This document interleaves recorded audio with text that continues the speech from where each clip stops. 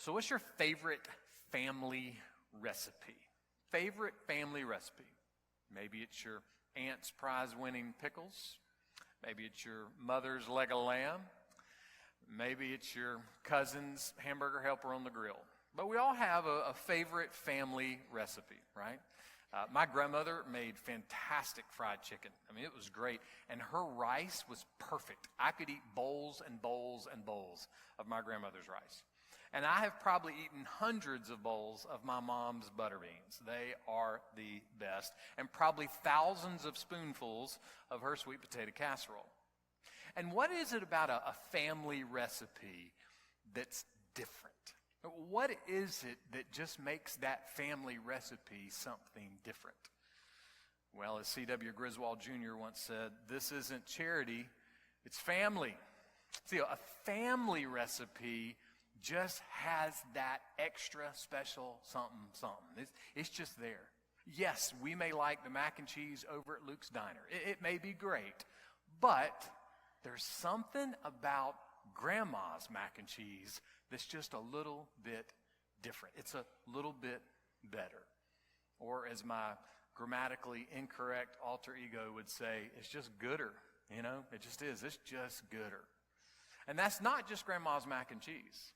In life, there are things that are good and things that are better and things that are best. The absolute best.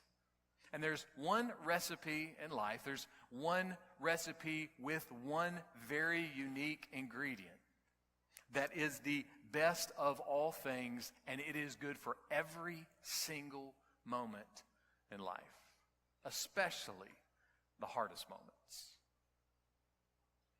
In fact, someone has said that without this one ingredient, nothing else even makes sense.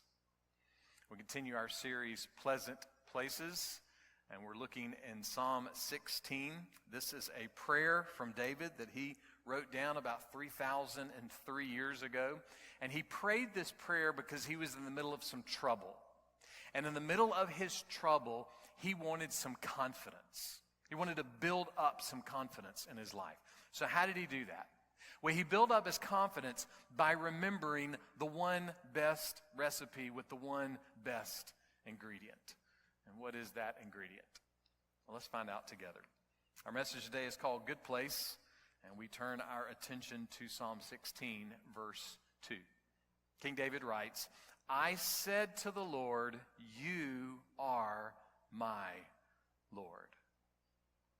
Look, all of us want to be rulers, okay? We all want to be our own kings and queens. We do.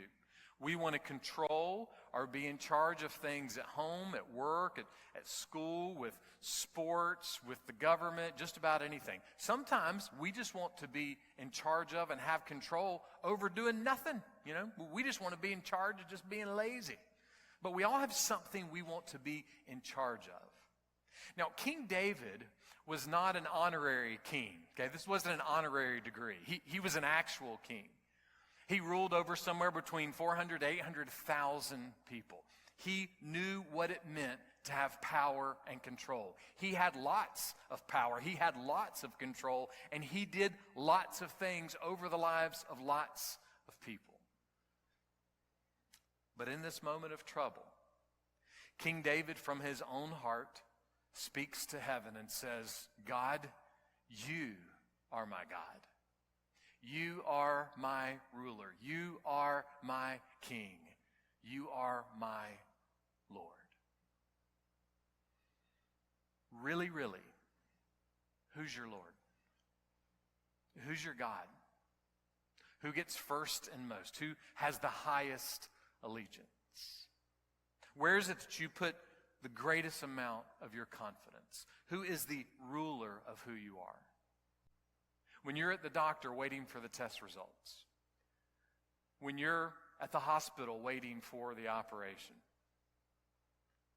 When you're at work wondering if the company is going to make it. When you're at home wondering if your marriage is going to make it. When you're rolling down the interstate and you're angry at all the traffic on the road. Or when you're scrolling through social media and you're angry at all the conspiracies in the news. In all the moments of life, who is your ruler? Who's your God? Who's your king? Who's in charge?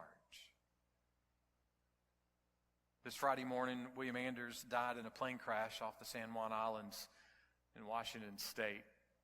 Anders was 90 years old and still flying planes. He was an astronaut. He was part of the three-man Apollo 8 team that was the first lunar orbit mission in 1968.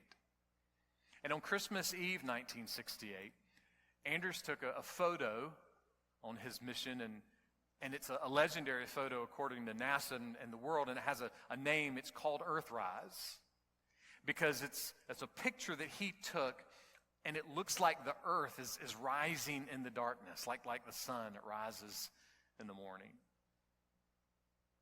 This is what Anders said about his legendary picture. He said, "We came all this way to explore the moon, and the most important thing is that we discovered the earth." And then he said this about their discovery. "For me, it made me realize that the earth was small, delicate, and not the center of the universe." There are some people, there are some cities, there are some towns, there are some countries that think that they are the center of the universe. And just consider everything happening on this planet right now. Think of everything that's happening on this planet that's creating happiness and joy and excitement and fun. And think of all the things happening right now on this planet that are creating fear and worry and stress, depression and discouragement and anger and frustration, apathy, indifference. And all of those things are happening on something that in the universe is small, delicate, and not the center of the universe. We're not. They went all that way to look at the moon, but became amazed with the earth. You've come all this way thus far in your life. But what have you discovered? What is it that's kind of holding everything together for you? What is it that helps you make sense of it all? You don't have to show your hands if you don't want to admit your age. Anybody in here in your 60s? David was about 61 years old when he wrote this psalm. And over the course of 6 decades and a lot of different experiences in life, David discovered that there was only one ruler who was the center of the universe. He discovered there was only one ruler that deserved all of his life. It was worthy of his worship. And that ruler is the one true sovereign God who was and is to come. For all the terrific moments in life, for all the tragic moments in life, David had discovered without a shadow of a doubt that the greatest joy and the greatest allegiance and the greatest confidence can only be found if a person finds themselves worshiping and enjoying and following the one true God. Do you have that joy? Do you have that allegiance? Do you have that kind of confidence? And why should you? Well, David tells us, listen to the next part of verse 2. I have nothing good besides you. Nothing good. What does that mean? Does that mean that amazing pictures of Earth from space are not good? Does that mean grandma's mac and cheese is not good? Does that mean having a nice house or a nice job or a nice car, that those things aren't good? No, those are fine. It just means that there is, as my grammatically incorrect alter ego would say, something gooder. There's something gooder. It means that there is one ingredient in life that stands above all the others. And what David says is he has discovered that there is one ingredient, one recipe that works in every single moment. from the house to the hospital. One ingredient, and that one ingredient is God himself. Not knowing God, not knowing about God, not going to church, not raising your family, not voting conservative, but God himself is the greatest good. He is the ingredient above all other ingredients. David discovered there's no one higher, there's no one better, there's no one more satisfying. Now, someone may say, well, you're just saying that. That's your opinion. That's just religion talking. You have to say that. It's your job. Think of it this way. In a sense, David didn't need God. He didn't. I mean, he had money, he had power, he had authority. I mean, he kind of do whatever he wanted. I mean, isn't that what crosses our mind? Hey, if I just had enough money or had enough authority, I could kind of, do what I want. David had all those things. David had money, he had power, he had authority. There were all kind of gods that he could chase after. He definitely chased after sin, the pleasures of this world, evil in this world. He chased after them pretty hard. So he knew sin. He knew that there were other gods. He knew that there were other things he could chase after. And when he chased after those things, there was a number of different troubles and trials and tragedies that came his way. But there was one thing, one reality he couldn't shake, one recipe, one ingredient. And it was that God really is God alone. C.S. Lewis said this: God designed the human machine to run on himself. Look, if you're eating healthy, great. I mean, I'm in there, I've cut out the processed food and the sugar and everything. I mean, we all see the things, But your fuel for life and death and existence is not going to be cutting out processed food. It's going to be cutting out processed gods. And boy, we have a lot of them. Lewis said God designed the human machine to run on himself. He himself is the fuel our spirits were designed to burn, or the food our spirits were designed to feed on. There is no other. Just let that sink in for just a moment. If you are mad or angry or afraid about this year's elections, if you're mad or angry or afraid or worried or whatever you may be, let this sink in. He himself is the fuel. We were made to run on God. There is no other. There's no other politician. There's no other party. There's no other pastor. There's no other anything. You were not made to run, blessed as much as I love it, on Duncan. You were not made to run on being a Republican or a Democrat or a Baptist. You were made to run on God himself. You were created that way, and as long as you push against it, you will never run as you were designed to run. There is no other. Lewis goes on.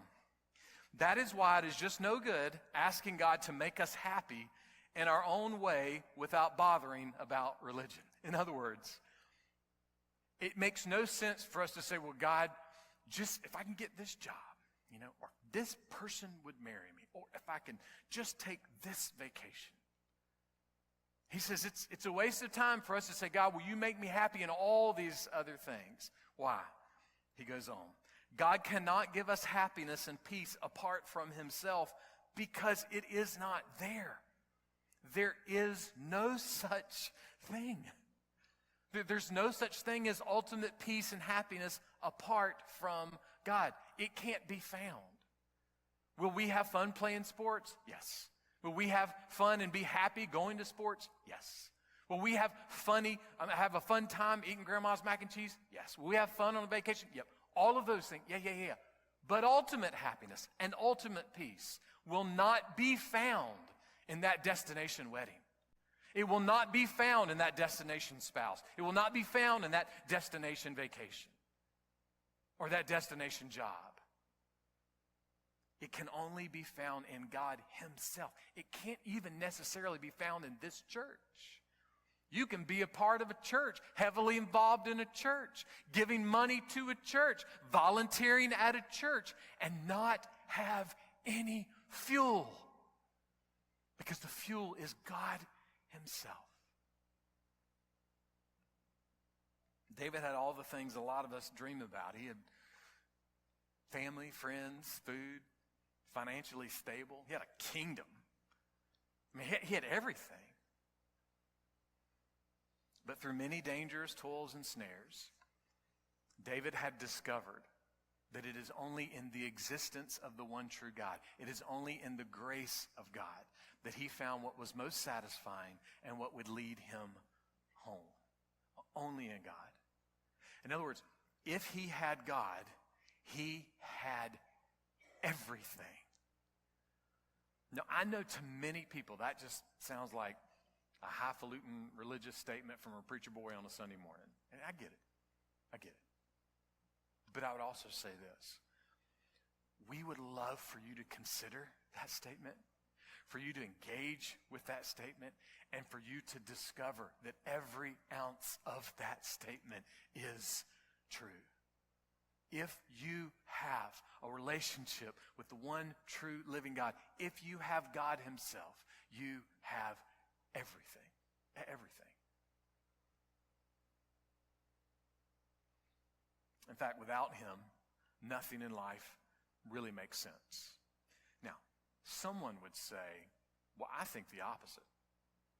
The more I hear about God, the more I read in the Bible, the more I think the opposite. I think that God makes nothing make sense. That believing in God, it makes nothing make any sense. Greg Welty notes that specific train of thinking runs kind of like this. I'm just going to quickly read through how he broke it down. A perfectly powerful being can prevent any evil. A perfectly good being will prevent evil as far as he can. And God is perfectly powerful and good. So if a perfectly powerful and good God exists, there will be no evil. But there is evil, therefore God doesn't exist. See, that's the rationale. Is there evil in this world? Yes, there is. Is God perfectly powerful and good? Yes, he is. From his perfect power and goodness, can God prevent evil? Yes, he can. Does God always prevent evil? No, he doesn't.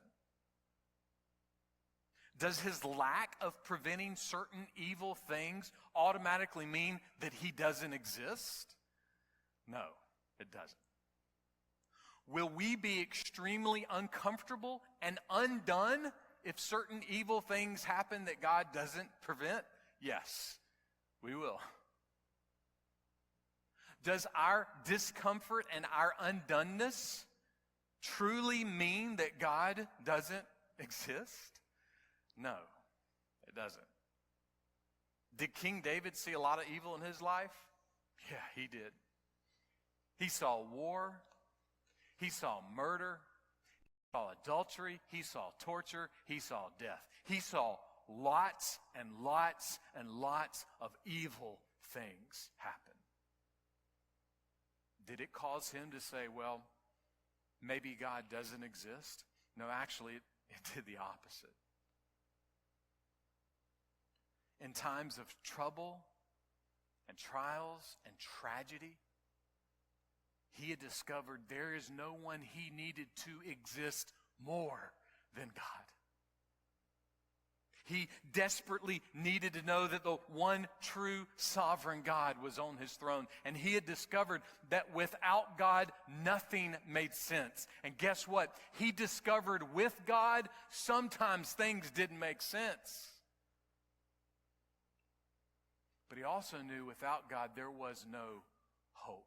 There was no hope for hope. There was no hope for happiness. There was no hope for good. But with God was not, hippy-dippy baloney religion.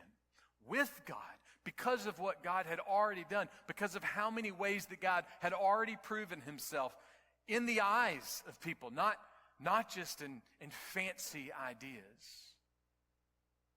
He knew that there was not just hope, but there was a guaranteed promise of good. And not just any good, but the goodest good. What's one thing that's tearing you apart right now? What's one thing that you're just undone about? That one person, that one situation at home, or that one situation in your family, that one situation with your kids, or that one situation with your grandkids, or that situation at work, or that thing in the future that you have no idea how it's going to turn out, or that thing in the past that you just can't seem to shake. What has you undone? Do you really think, in the deepest part of your heart, do you really think that a different job and a different house and a different car and a different spouse and a different vacation is really going to help? Yes. Yes, you do really think that. And so do I. We really think this. We really are convinced in our mind, if I could just get this house or get this car or get this job, if I could just spouse or my kids or my parents or my boss or my pastor or my politician or the lady checking me out at the hardware store, if I could just get them to understand this, if I could just get them to do this or think this, things would be better. We are convinced that is true. Does that mean we shouldn't try to be better toward other people? No, we should. To honor God, the fact that we just exist, we should honor God in a way that we try to love and serve and care for people better. And if we're Christians, by all means, we're supposed to be striving to be more like Jesus. So is there a way that some better things might help? Sure, they might help for a little bit, but they won't help perfectly all day, every day. Why? Because there's no person, there's no place, there's no thing that is perfect. And I'm not perfect, and you're not perfect. So there's no way the things that we are convinced will make everything better are really going to make everything better. So when David prays this prayer, he is praying and preaching and whispering to his own heart that there was nothing good besides God. Like he's kind of telling himself, because he had forgotten. He was at the car lot going, man, this is a deal. He was going to the open house going, oh man, did you see the cabinets in the kitchen? He gets the call from his friend, hey man, I think I can talk to my boss about getting you in here. He opens all of his stocks and goes, oh boy, this is going to be a great day. And then he tells himself, oh, wait a minute, self, there is nothing good besides God. He found that. In the trouble and tragedies of life, he had discovered that there's this one truth about God that has never changed and will never change. In Psalm 136, the psalmist put it this way, He is good, His love endures forever. If somebody were to write a psalm about me and you, they would say, they're okay, and most of the time they love me. But not God. He is perfectly good, and His perfect love endures forever. There is no way to be cut off from His love.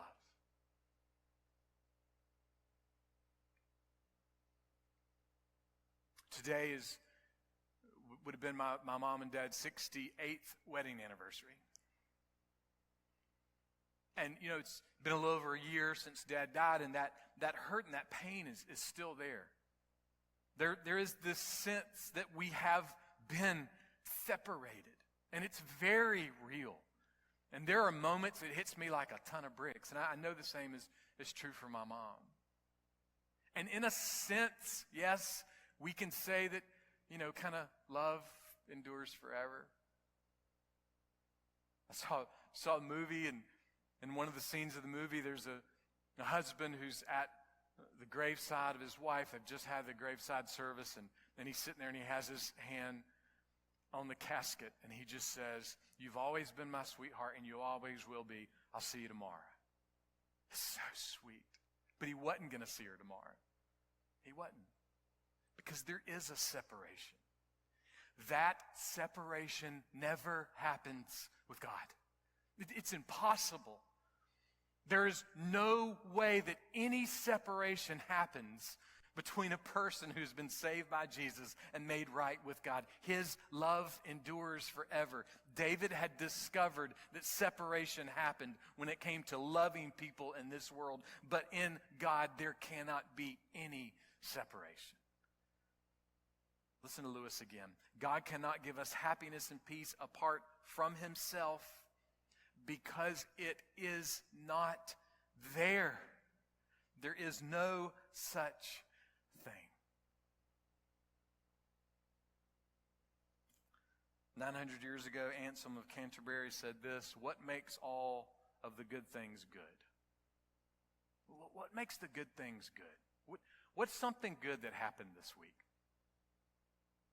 You got it in your mind? What was that good thing that happened this week?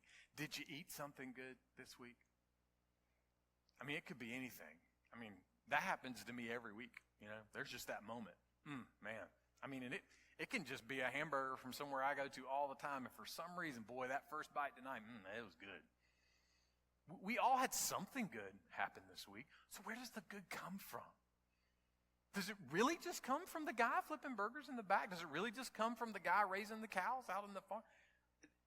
It's got to keep going somewhere, right? Where does the good come from? What's the good behind the good? What's the ultimate good? Do you really think the ultimate good is you? I mean, bless your heart if you do. But do you really think the ultimate good of the universe is you? Or your parents, or your grandparents, or your favorite team, or your favorite politician? Are they perfect? Are you perfect? Then if not, then we can't be the good behind the good.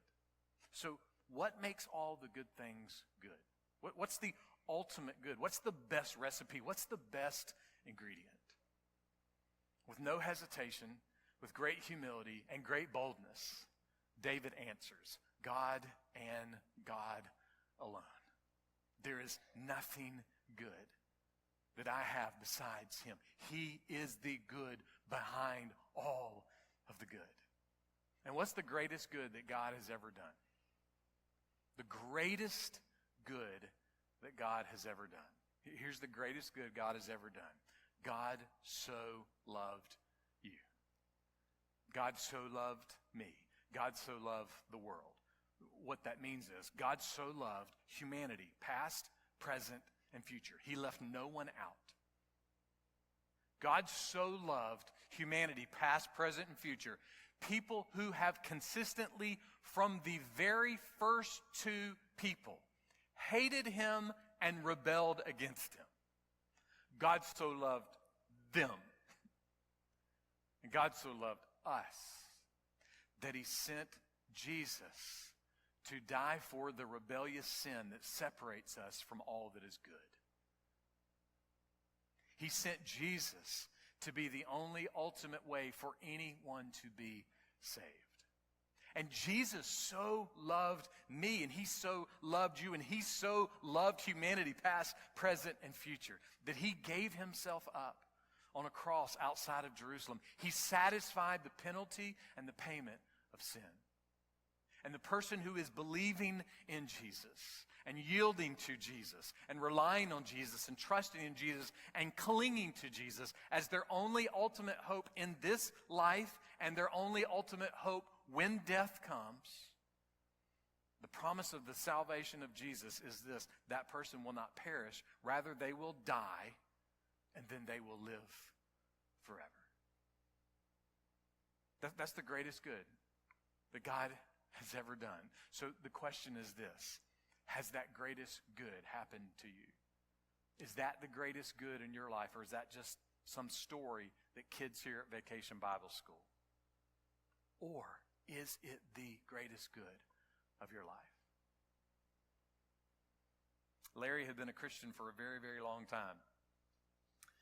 And then his brother tragically died in a plane crash. And he was really struggling after that time. And in his mind, the death of his brother was just, it was senseless. It made no sense. And he was really struggling. And one day, he just cried out to God when he was praying. And this is what he said: I know you are all I have, but I don't know you well enough for you to be all that I need. Listen to that again. I know you are all I have, but I don't know you well enough for you to be all that I need. I love the honesty of that statement, because if we're honest, we can all say that. We can all say we've been in that moment. And really what that moment is saying is this: until God is all you have, you won't always know that he's all you need. David found that out. David, bless, he had a life. He had a lot of trouble. He had some serious tragedy. Some of it was stuff that happened. Some of it was directly caused by his own sin. But he knew. He had been in all of the hardest, most difficult moments in life. And even in writing this prayer, he's in some kind of trouble. But his heart had discovered that God was all he had. He had been pressed. I watched the movie The Darkest Hours. It's the 2017 movie where Gary Oldman plays Winston Churchill. And there's a scene in the movie where Churchill goes down on the subway, and it's right in the middle of the moment when it's May 1940, and they're trying to determine if they're going to declare war on Germany, and there's dissension in the war cabinet. And so the king says, you know what, why don't you hear what the people has to say? So if I'm correct, I think Churchill had never been on the subway, never been on the underground. So he goes down there, and he's on the subway, and everybody's like, what in the world? And he's just kind of sitting there. And then all of a sudden, he decides to strike up a conversation. He goes, hey, how are you guys doing? Now, again, we're probably 48 hours before Germany invades. This war machine. And he goes, so how are you guys doing? How are your spirits? And everybody's like, great, super, yeah, we're good. And he's like, well, what happens if they come and we've got to fight? Oh, we'll fight them. We'll fight them. One lady said, if we got to use broomsticks, we'll fight them. And then he says, what if I were to tell you that in this moment, that there's the possibility of us having peace negotiations, that we can put together a treaty? What do y'all think about that? And they all start shouting, never, never, never, never. And even this one little girl, she was the last never. So Churchill gets up and he walks over and he sits down and he goes, never. And what struck me about that moment is that there wasn't any confusion. They knew war was coming. They knew danger was coming. They knew people were going to die. And they said, never, never, never, never. And of course, I see everything through the eyes of the gospel. And I just had that moment where I went, God, if we as Christians could think like that. If we really believe that the war with the enemy was real. If we really had that never, never, never in us. Because you know what? When a German army is about to destroy your country, man, you can get fired up with a never, never, never. And if you're between the ages of 17 and 22, and you're part of 95 guys on a college football team, your coach can get you fired up with a never, never, never. But look around this room. We're not all between the ages of 17 and 22 on a college football team, are we? We're all different. We all have different backgrounds. We all have different opinions. We all have different experiences in life. We all want different things. So what is it that could possibly pull the church of the one true living God together? Here's what it is. It's a church. Well, first of all, let me say this. We'll never have a never, never, never until we're persecuted. That's just human nature. The air conditioner's working great in here today. Seats are reasonably comfortable. I'm not a complete jerk. I say something funny every now and then. It's okay. But you know why those people in that subway screamed never? Because they were pressed. Reality was coming. So if we are, as Christians, could get a taste of that, it's going to come from David's prayer, because David had been pressed. And his never, never, never was all wrapped up in, I have no one but God himself.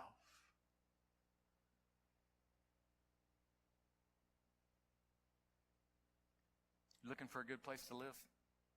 Looking for a good house, good neighborhood, good place to raise a family? That's good. That's fine. But what I need and what you need the most is we need a good place for our heart and mind and soul to dwell. We need a good place so that no matter where we are and what's going on, our soul can say, it is well because I have God.